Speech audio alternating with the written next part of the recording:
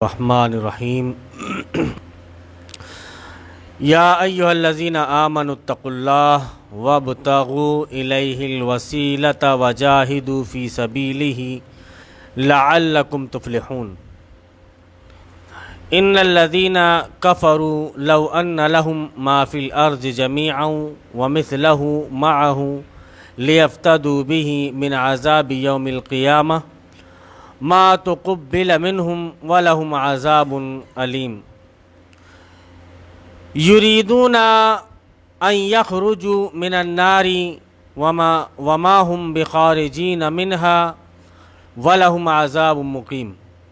صدق اللہ العظیم۔ معزز سامعین، ابھی آپ نے سورہ مائدہ کی آیت نمبر 35، 36 اور 37 کی تلاوت سماعت فرمائی۔ اب اس کا ترجمہ آپ سماعت فرمائیں، غور سے سماعت فرمائیں ترجمہ، کیونکہ پہلی ہی آیت میں وسیلے کا ذکر ہے۔ پہلی ہی آیت میں وسیلے کا ذکر ہے۔ اللہ رب العالمین بیان فرما رہا ہے کہ اے لوگو جو ایمان لائے ہو، اللہ سے ڈرو اور اس کی جناب میں باریابی کا ذریعہ تلاش کرو اور اس کی راہ میں جد و جہد کرو، شاید کہ تمہیں کامیابی نصیب ہو جائے، شاید کہ تمہیں کامیابی نصیب ہو جائے۔ اس آیت کریمہ کے اندر اللہ رب العالمین مخاطب ہے ان لوگوں سے جو ایمان لائے، ایمان لانے والوں سے۔ حافظ ابن کثیر رحمۃ اللہ علیہ اس آیت کی تفسیر میں یہ لکھتے ہیں کہ اس آیت میں تقوی کا حکم ہو رہا ہے، اور وہ تقوی ایسا تقوی ہو جو اطاعت سے ملا ہوا ہو۔ کس سے ملا ہو؟ اطاعت سے ملا ہو۔ اب مفسرین تو یہاں پر تقوی کو بھی اطاعت سے ملا رہے ہیں، تقوی کو اطاعت سے ملا رہے ہیں۔ آپ نے عبادت کے ساتھ اطاعت کو ملا دیا تو بہت بڑی غلطی کی۔ عبادت کے ساتھ اطاعت نہیں ہونی چاہیے۔ عبادت اللہ کی ہو، اطاعت اللہ کے علاوہ کسی کی بھی ہو جائے۔ ڈر اللہ کا ہو لیکن اطاعت کسی اور کی ہو جائے تو اللہ رب العالمین کو خود یہ بات منظور نہیں۔ کیوں؟ وجہ یہ کہ عبادت کے لائق بھی وہی ہے اور اطاعت کے لائق بھی وہی ہے، اس کے علاوہ کسی کی اطاعت نہ کی جائے۔ آدمی کے دماغ میں ایک سوال یہ پیدا ہوتا ہے کہ پھر ماں باپ کی اطاعت کیوں کرتا ہے آدمی؟ نہیں، سوال ہے، پیدا ہو جاتا ہے دماغ میں۔ تو ہم اسی لیے کہتے ہیں کہ آپ اپنا رشتہ کتاب اللہ سے جوڑیں۔ آپ نے اگر اپنا رشتہ کتاب اللہ، سنت رسول اللہ سے جوڑ لیا تو آپ کے دماغ میں اتنے سوالات پیدا ہی نہیں ہوں گے۔ مولانا صاحب دلیل؟ جی دلیل سنیے۔ اللہ رب العالمین نے جہاں پر یہ بیان فرمایا کہ فَلَا تَقُلْ لَهُمَا اُفٍّ، فَلَا تَقُلْ لَهُمَا اُفٍّ وَلَا تَنْهَرْهُمَا وَقُلْ لَهُمَا قَوْلًا كَرِيمًا، کہ ان سے آپ اف تک نہ کہو، ان سے آپ اف تک نہ کہو۔ یہ اف ہمارے زمانے میں اس معنی میں ہے، یہ سمجھ لیجئے آپ کہ اف کا مطلب کیا سمجھو گے آپ؟ اف نہ کہو۔ آدمی کبھی چڑچڑے پن میں آ کر ارے جی تم کیا بتاؤ گے،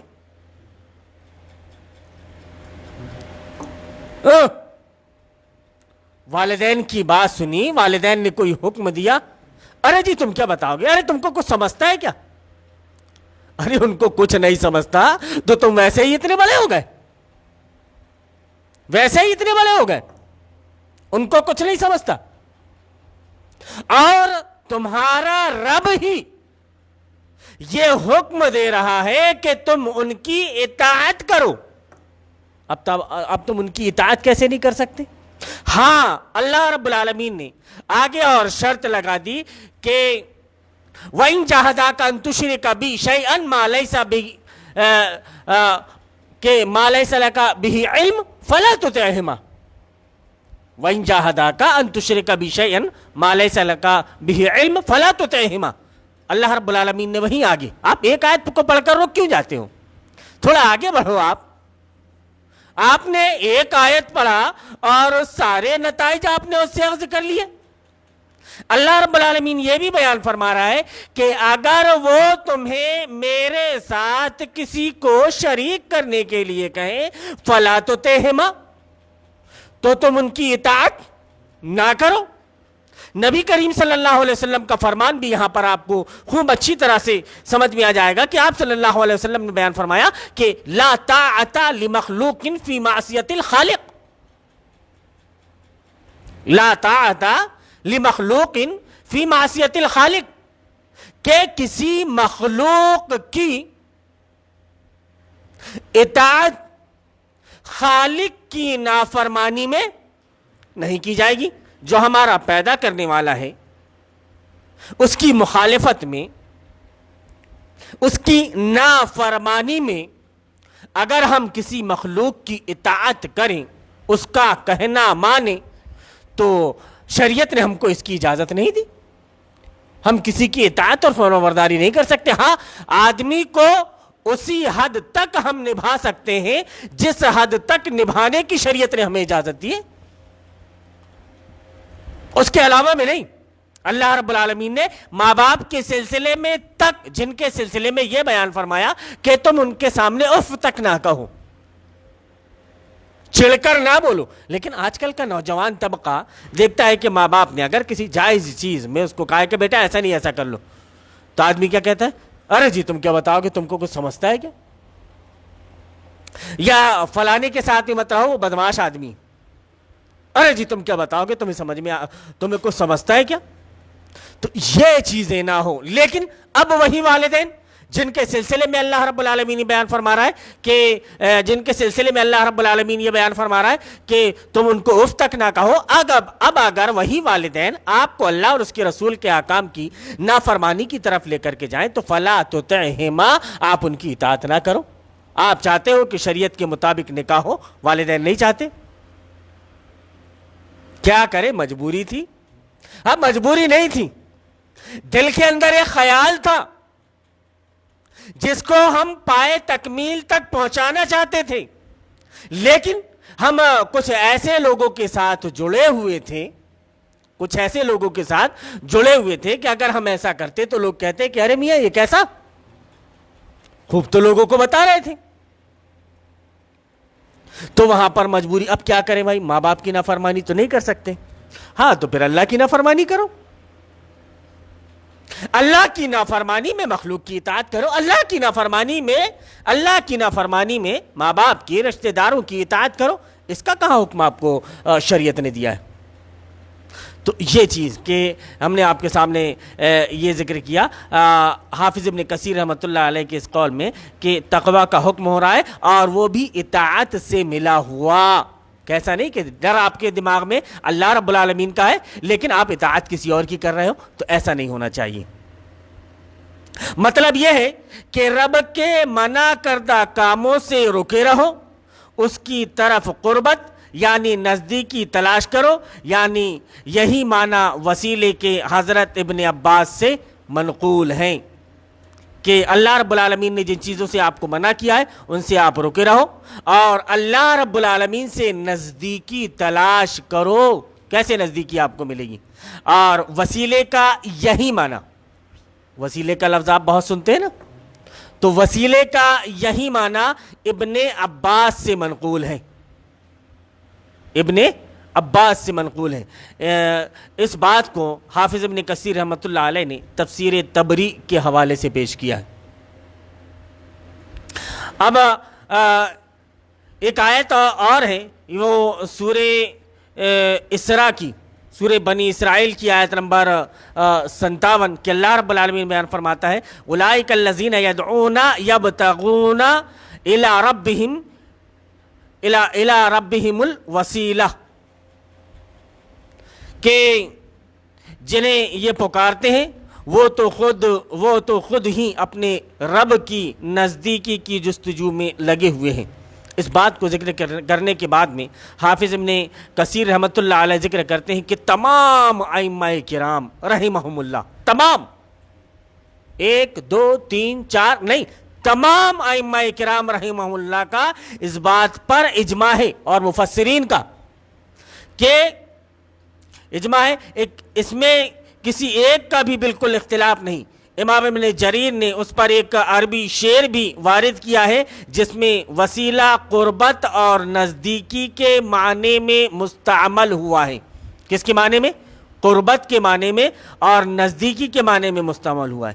تو وسیلے کے معنی اس چیز کے ہیں جس سے مقصود کے حاصل کرنے کی طرف پہنچا جائے، اور وسیلہ جنت کی اس اعلیٰ اور بہترین منزل کا نام ہے جو رسول اللہ صلی اللہ علیہ وسلم کی جگہ ہے، عرش سے بہت زیادہ قریب ہے۔ یہی وجہ ہے کہ صحیح بخاری شریف کی حدیث میں ہے کہ جو شخص اذان سن کر اللہم رب ہذہ الدعوۃ التامہ پڑھے اس کے لیے میری شفاعت حلال ہو گئی۔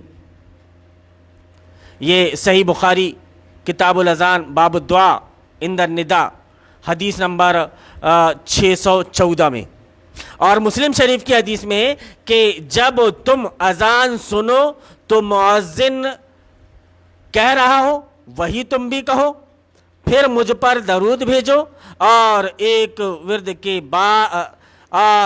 ایک درود کے بدلے تم پر اللہ رب العالمین 10 رحمتیں نازل فرمائے گا، پھر میرے لیے تم اللہ رب العالمین سے وسیلہ طلب کرو، وہ جنت کا ایک درجہ ہے جسے صرف ایک ہی بندہ پائے گا، مجھے امید ہے کہ وہ بندہ میں ہی ہوں، پس جس نے میرے لیے وسیلہ طلب کیا اس کے لیے میری شفاعت واجب ہو گئی۔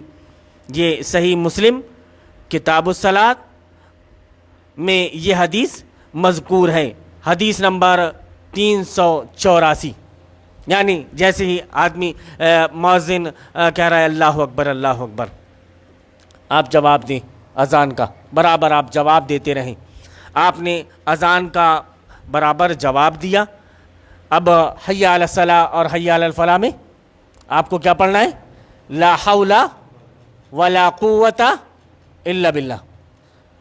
اب اس کے بعد میں باقی پوری اذان کا جواب آپ کو ویسا ہی دینا ہے، جیسے ہی اذان ختم ہوئی آپ کو درود پڑھنا ہے، درود ابراہیمی، اللہم صلی علی محمد وعلی آل محمد کما صلیت علی ابراہیم وعلی آل ابراہیم انک حمید مجید، اللہم بارک علی محمد وعلی آل محمد کما بارکت علی ابراہیم وعلی آل ابراہیم انک حمید مجید۔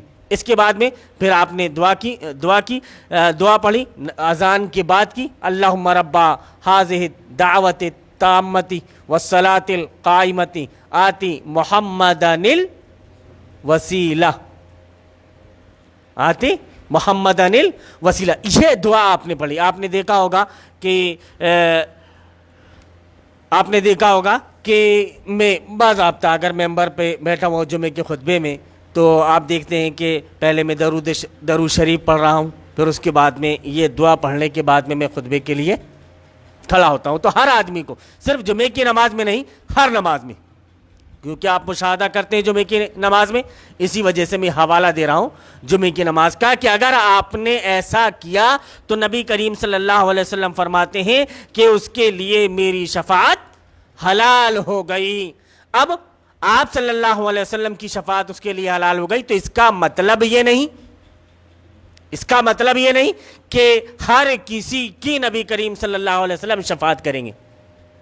من ذا الذی یشفع عنده الا باذنہ، کہ اللہ رب العالمین کی اجازت کے بغیر خود آپ صلی اللہ علیہ وسلم شفاعت نہیں کریں گے. اور آپ صلی اللہ علیہ وسلم کے سامنے اگر آپ آ بھی گئے, وضو کے اثرات کی وجہ سے پہنچ بھی گئے حوض کوثر کے قریب, تو ایک دیوار حائل ہو جائے گی, اور نبی کریم صلی اللہ علیہ وسلم کہیں گے کہ سحقن سحقن لمن غیر دینی بادی, دوری ہو ایسے لوگوں کے لیے, دوری ہو, آپ کو بھگا دیا جائے گا وہاں سے. اس وقت آپ کی کنڈیشن کیا ہوگی آپ سوچیں, غور و فکر کریں.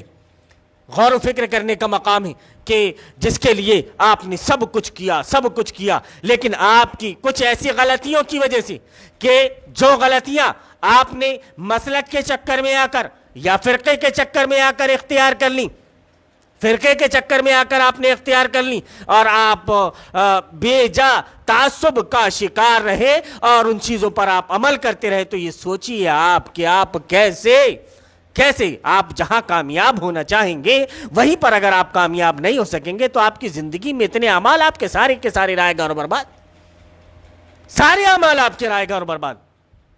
تو اس کے لیے آپ کو یہ چاہیے کہ آپ اگر عبادت اللہ کی کر رہے ہو تو اطاعت بھی آپ کو اللہ کی کرنی ہے. آپ اگر اللہ کا تقوی اختیار کر رہے ہو, اللہ سے اگر آپ ڈر رہے ہو, تو اس تقوی میں اطاعت بھی شامل ہونی چاہیے. ایسا نہ ہو کہ تقوی ڈر آپ کے دل میں اللہ رب العالمین کا ہو لیکن اطاعت آپ غیر اللہ کی کر رہے ہو. آپ اطاعت کو چھوڑ نہیں سکتے, اطاعت غیر اللہ کی آپ نہیں کر سکتے. آپ نے جس کو مانا ہے اس کو آپ کو نبھانا ہے. دنیا بھی ایسے آدمی کو دوغلا کہتی ہے کہ جو بولتا کچھ ہے, مانتا کسی کو ہے اور نبھاتا کسی اور کو ہے. ذوالوجہین کہتی ہے اس کو, بی جمالو کہتی ہے اسے, کہ اس کا یہ حال ہوتا ہے کہ ادھر گئے تو جناب آپ کے ساتھ بھی اچھے, اور آپ کے پاس پہنچے تو آپ کے ساتھ بھی اچھے. جبکہ اللہ رب العالمین بیان فرما رہا ہے کہ خالص پورے کے پورے آپ اسلام میں داخل ہو جاؤ, پورے کے پورے. ادھورے داخل ہو کر کے شیطان کی اتباع اور پیروی نہ کرو. آپ شیطان کی اتباع اور پیروی آپ نے کی تو اللہ رب العالمین آپ کو کیسے چھوڑ دے گا. اور ایک چیز اپنے دماغ میں یہ یاد رکھیں کہ شیطان صرف آپ سے بدعات اور خرافات کر کے راضی ہونے والوں میں سے نہیں, وہ آپ سے جب تک شرک نہیں کروائے گا, جب تک آپ سے شرک نہیں کروائے گا تب تک وہ آپ کا پیچھا چھوڑنے والا نہیں. کیونکہ اس کو معلوم ہے کہ اللہ رب العالمین سارے گناہوں کو معاف کر سکتا ہے لیکن شرک کو ہی معاف نہیں کرے گا. اسی لیے اس کا حملہ جو ہوگا وہ اسی طرف ہوگا کہ آپ کو وہ کسی نہ کسی طریقے سے شرک کروا لے. آگے اللہ رب العالمین بیان فرماتا ہے کہ خوب جان لو کہ جن لوگوں نے کفر کا رویہ اختیار کیا. کس کا رویہ اختیار کیا؟ کفر کا. ان الذین کفروا, خوب جان لو کہ جن لوگوں نے کفر کا رویہ اختیار کیا, اگر ان کے قبضے میں ساری زمین کی دولت ہو اور اتنی ہی اور اس کے ساتھ ہو ساری زمین کی دولت. یہاں تو آدمی 200-500 ایکڑ زمین کا مالک کیا بن جاتا ہے, اپنے آپ کو دھنا سیٹھ سمجھنے لگتا ہے نا.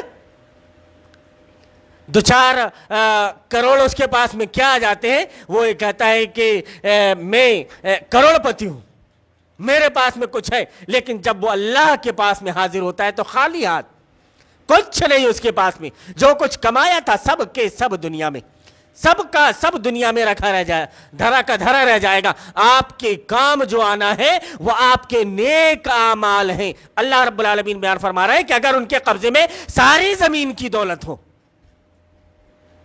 صرف کروڑ پتی نہ ہو بلکہ وہ ساری دنیا کا مالک, اور اس کے ساتھ اتنی ہی اور ہو, مطلب ڈبل دنیا کا مالک ہو, ڈبل دنیا کا مالک ہو, اور وہ چاہے کہ اسے فدیے میں دے کر روز قیامت کے عذاب سے بچ جائے, تب بھی وہ ان سے قبول نہ کی جائے گی.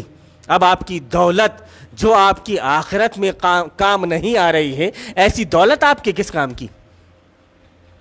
ظاہر سی بات ہے کہ آپ کو آپ کے اعمال ہی وہاں پر کام آئیں گی, کوئی دوسری چیز کام نہیں آئے گی. آپ کے اعمال جب آپ کے کام آ رہے ہیں, دنیا کی کوئی دولت آپ کے کام نہیں آ رہی ہے, تو دنیا کی دولت میں آپ اپنا زیادہ سر کیوں کھپا رہے ہیں؟ اس سلسلے میں بہت سی چیزیں صحابہ کرام رضوان اللہ علیہم اجمعین کے متعلق ملتی ہیں۔ حافظ ابن کثیر رحمۃ اللہ علیہ نے تفسیر ابن کثیر میں ذکر کیا ہے کہ ایک صحابی کے پاس میں ایک صحابی آئے اور کہا کہ میں فقراء مہاجرین میں سے ہوں۔ تو انہوں نے پوچھا کیا تمہاری شادی ہو چکی ہے؟ تو کہا جی۔ کیا تمہارے پاس میں گھر ہے؟ تو کہا جی میرے پاس گھر بھی ہے، بیوی بھی ہے، ایک وقت کی روزی بھی ہے۔ کہا پھر تو تم مالدار ہو، پھر تو تم مالدار ہو۔ اب یہ سوچیے آپ کہ اللہ رب العالمین نے جس مقام پر ابھی ہمیں رکھا ہے کتنے مالدار ہیں ہم سب؟ کہ اللہ رب العالمین کا فضل ہے کہ گھر کا سایہ موجود ہے۔ اللہ رب العالمین کا شکر ہے کہ لاک ڈاؤن لگے رہنے کے بعد ہمارے گھروں میں مہینوں کا غلہ رکھا ہوا ہے۔ ہم بھوکے پیاسے تو نہیں، بہترین کھا رہے ہیں اور پگورا رہے ہیں، لیکن اللہ رب العالمین کی حمد و ثنا کر کے اس کی عبادت اور اس کی اطاعت نہیں کر رہے ہیں۔ عبادت تو یہ ہے کہ کسی طرح سے کر لیتا ہے آدمی، لیکن اطاعت اس کی چھوڑ کر کسی اور کی کر رہے ہیں۔ ڈر تو رہے اللہ رب العالمین سے، خوف کہ کہیں اللہ رب العالمین ایسا نہ کرے کہ اس وبا کے شکار ہم بھی ہو جائیں، اس وبا کا شکار ہم بھی ہو جائیں۔ ایک ڈر آدمی کے دل میں موجود ہے کہ اللہ رب العالمین سے دعا بھی کرتا ہے کہ اللہ ہم کو اس سے بچا کے رکھنا، لیکن اطاعت پھر غیر اللہ کی کر رہے ہیں۔ تو آپ یہ کیسے کر سکتے ہو؟ کیسے؟ لگا ہوا ہے آدمی سلنڈروں کے جمع کرنے میں کہ بھائی کسی نہ کسی طریقے سے سلنڈر جمع کریں اور پھر خدمت خلق کریں۔ یہ تمہارا کام ہے خدمت خلق کرنا؟ بھیا تم اتنے دے دو، بھیا تم اتنے دے دو، ہمیں اتنے سلنڈر لانا ہے اور اتنوں کی خدمت ایسی کرنی ہے، اتنوں کی خدمت ایسی کرنی ہے، فلانوں کی خدمت ایسی کرنی ہے۔ آپ نے پچھلے درسوں میں سنا کہ جن کے اوپر اللہ رب العالمین کا عذاب نازل ہو رہا ہو ان پر تم مایوس کیوں ہوتے ہو؟ اگر لکھی ہی ہے موت ان ایام میں تو ہماری بھی موت آ جائے گی، کوئی ہمیں بچا نہیں سکتا۔ ہم نے یہ ذکر کیا جمعے کے خطبے میں بھی کہ اللہ رب العالمین اگر اپنی آکسیجن جو دے رہا ہے اس آکسیجن کو روک لیتے تم کیا کر سکتے ہو؟ کچھ بگاڑ سکتے ہو رب کا؟ کچھ کر سکتے ہو؟ یہ جو تم سلنڈر پر سلنڈر خریدے جا رہے ہو، اللہ رب العالمین نے تمہیں اس بات کا محتاج کر دیا کہ سلنڈر تمہارے پاس موجود ہے، اس کے باوجود تمہیں آکسیجن کی کمی، تمہارے پاس زندگی اب تمہاری نہیں بچی۔ اللہ رب العالمین نے جتنی زندگی تمہیں عطا کی تھی اب اس کے دن پورے ہو چکے، اب بھی اپنے رب کی طرف پلٹ جاؤ، لیکن آدمی اپنے رب کی طرف پلٹنے والا نہیں۔ تو یہ جان لو کہ اللہ رب العالمین کے پاس میں اگر یہ ساری چیزیں دنیا کی دولت ڈبل آپ کے پاس میں ہوں، آپ وہ پیش کرنا چاہو، اپنے خاندان کے لوگوں کو پیش کرنے چاہو، دنیا کے سارے لوگوں کو فدیے کے طور پر پیش کرنے چاہو، تو تم کو اللہ رب العالمین معاف نہیں فرمائے گا۔ روز قیامت کے عذاب سے تم بچ نہیں سکو گے، تب بھی وہ ان سے قبول نہ کی جائیں گی اور انہیں دردناک سزا مل کر رہے گی۔ اب دردناک سزا سے اگر بچنا ہے تو اس کے لیے ضروری یہ ہے کہ آپ اپنے رب سے ڈرو، اپنے رب کا خوف اپنے دل میں رکھو، اس کی عبادت کرو، اسی کی اطاعت کرو۔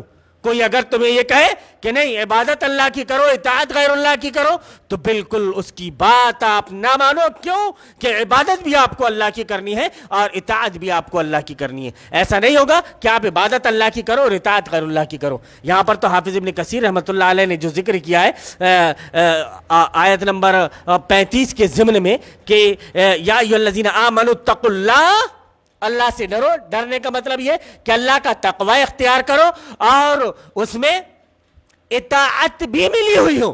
ایسا نہ ہو کہ ایسا تقوی ہو کہ جس میں اطاعت کسی اور کے لیے ہو اور تقوی اللہ رب العالمین کے لیے۔ اللہ رب العالمین بیان فرماتا ہے کہ وہ چاہیں گے کہ دوزخ کی آگ سے نکل بھاگے مگر نہ نکل سکیں گے، اور انہیں قائم رہنے والا عذاب دیا جائے گا، ہمیشہ وہ اس میں جلتے رہیں گے، ہمیشہ اس میں جلتے رہیں گے۔ ایسا قائم ہونے والا عذاب ان کو دیا جائے گا۔ تب یہ سوچیے آپ کہ جب وہ آخرت کی آگ، وہ جہنم کی آگ جس کے بارے میں یہ کہا جاتا ہے کہ اگر اس کی ایک چنگاری اس دنیا میں گر جائے تو یہ پوری کی پوری دنیا جل کر راکھ ہو جائے، پوری دنیا جل کر راکھ ہو جائے۔ ایسی آگ کا ایندھن جب بنے گا انسان، ایسی آگ میں جب انسان کو ڈالا جائے گا، اور اللہ رب العالمین نے فرماتا ہے آدمی یہ نہ سمجھے کہ دنیا کی آگ کی طرح کہ آگ نے اس کو جلایا اور جلا کر کے راکھ کر دیا، خاکستر کر دیا۔ اللہ رب العالمین بیان فرماتا ہے کہ کلما نضجت جلودہم بدلناہم جلودا، کہ جب بھی ان کی ایک چمڑی اوپر کی جلے گی اندر ہم دوسری چمڑی پیدا کر دیں گے۔ وجہ بھی اللہ رب العالمین نے بیان فرمائی کہ لیذوقوا العذاب، تاکہ تم عذاب کا مزہ چکھ سکو۔ تم مرنا چاہو گے تمہیں موت نہیں آئے گی، تم چاہو گے کہ کسی طرح سے ہارٹ فیل ہو جائے، ارے تو ہارٹ تو اس کی قدرت میں ہے، اس رب کی قدرت میں ہے، وہ ہارٹ فیل ہونے نہیں دے گا، تمہارے ہارٹ کو جلنے نہیں دے گا، تمہارا جسم کا ایک ایک انگ جلے گا۔ اس وقت کی کیا کیفیت ہوگی؟ اسی لیے ابھی یہ دیکھیے آپ کے دوسرا عشرہ شروع ہو چکا ہے۔ ہم اللہ رب العالمین سے اس کے ماہ مبارک میں جتنے استغفار کر سکیں، جتنا اللہ رب العالمین سے مغفرت طلب کر سکیں، جتنی جہنم سے آزادی کی دعا اللہ رب العالمین سے کر سکیں۔ ایک عشرہ تو گزر چکا، ہم نے اس میں کیا کیا؟ اب یہ دوسرا عشرہ شروع ہو چکا ہے، اس میں ہم کیا کر رہے ہیں؟ غور کریں، فکر کریں اپنی آخرت کی۔ دنیا تو جیسی تیسی ہے، کٹ جانی ہے، آخرت ابھی گزرنی آنی باقی ہے، جو ہمیشہ ہمیش کی زندگی ابدی زندگی ہے۔ ابدی زندگی کی تیاری کر لیں۔ اللہ رب العالمین سے دعا ہے کہ اللہ رب العالمین تو ہمیں توفیق دے کہ ہم کتاب اللہ اور سنت رسول اللہ کے مطابق زندگی گزارنے والے بن جائیں۔ اللہ رب العالمین ہمیں تو جہنم کی آگ سے بچا لیجیے۔ اللہ رب العالمین ہمارے دلوں کو تو اپنی اطاعت کے لیے کھول دے، اپنی عبادت کے لیے کھول دے۔ اللہ رب العالمین یہ دل اگر ڈرے تو صرف تجھ سے، اطاعت کرے تو صرف تیری، عبادت کرے تو صرف تیری، اور اطاعت کرے تو صرف تیری۔ اللہ رب العالمین بشری تقاضوں کے مطابق جو بھی لغزشیں، جو بھی غلطیاں ہم سے ہو جاتی ہیں، اللہ رب العالمین تم ان کو درگزر فرما۔ اللہم ارنا الحق حقا وارزقنا اتباعہ، وارنا الباطل باطلا وارزقنا اجتنابہ، آمین یا رب العالمین۔